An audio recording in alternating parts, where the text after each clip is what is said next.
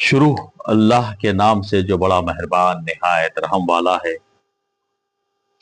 क्या अब तक ईमान वालों के लिए वक्त नहीं आया कि उनके दिल जिक्र इलाही से और हक उतर चुका है उससे नरम हो जाएं और उनकी तरह न हो जाएं जिन्हें उनसे पहले किताब दी गई थी, फिर जब उन पर एक जमाना दराज गुजर गया तो उनके दिल सख्त हो गए और उनमें बहुत से फासिक हैं।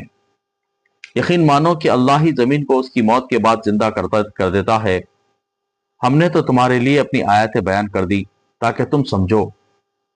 बेशक सदका देने वाले मर्द और सदका देने वाली औरतें और जो अल्लाह को खर्ज हसना दे रहे हैं उनके लिए ये बढ़ाया जाएगा और उनके लिए पसंदीदा अजर और सवाब है।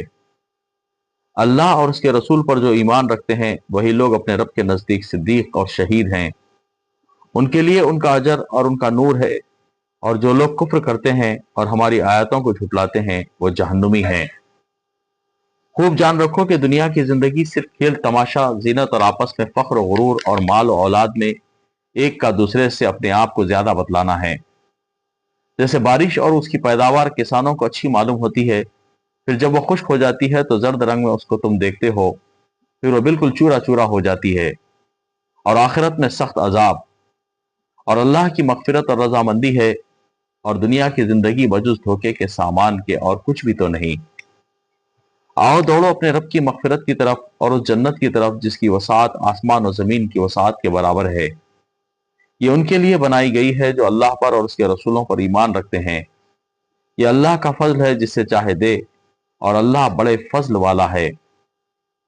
न कोई मुसीबत दुनिया में आती है, न खास तुम्हारी जानों में, मगर इससे पहले कि हम उसको पैदा करें वो एक खास किताब में लिखी हुई है।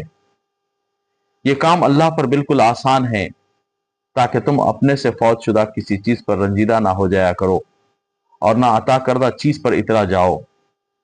और इतराने वाले शेखी खोरों को अल्लाह पसंद नहीं फरमाता, जो खुद भी बुखल करें और लोगों को भी बुखल की तालीम दें।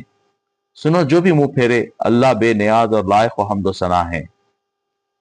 यकीनन हमने अपने पैगंबरों को खुली दलीलें देकर भेजा और उनके साथ किताब और मीज़ान नाजिल फरमाई ताकि लोग अदल पर कायम रहें।